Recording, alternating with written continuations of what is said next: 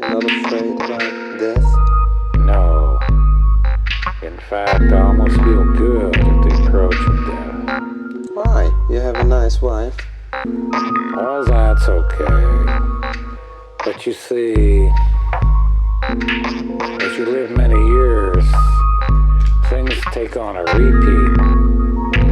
Is that ended? Are you ended? No, it's okay. Things take on a repeat. You understand? You keep seeing the same thing over and over again. The same substance, the same action, the same reaction. So you get a little bit tired of life. So as death comes, you almost say, okay, baby, it's time, it's good. So I know I have very little fear of death. In fact, I almost welcome it. Did you ever read Malcolm Lowry's Under the Volcano? Yeah, I did, and I yawned myself to shit. Why? Why? Because, like any other writer, there's no pace, there's no quickness in his lines. There's no life, there's no sunlight. When you write, your words must go like this. Bim, bim, bim, bim, bim, bim, bim, bim, bim, bim, bim, bim. Each line must be full of a delicious little juice, flavor. They must be full of power. They must make you like to turn a page. Bim, bim, bim. What these guys do, they say, well, in blah, blah, blah, da, da, da, there was a porch chair. The flies were walking around. You see, they're too leisurely.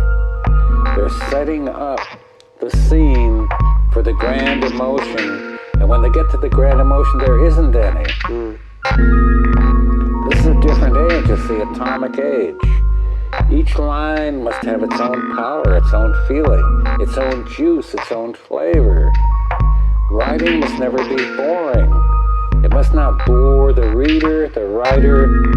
It must not bore anybody. You have to have juice in each line, don't you see?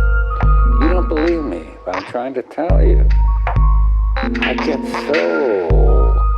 Writers put me to sleep.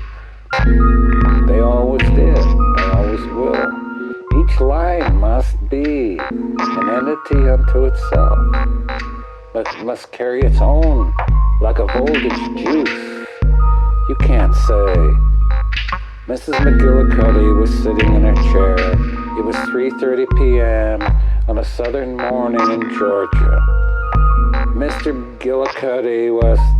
This is all... It's already dead, you see. You must say... The thing. But he died from alcohol. You're not afraid of... Well, you think you're a Faulkner?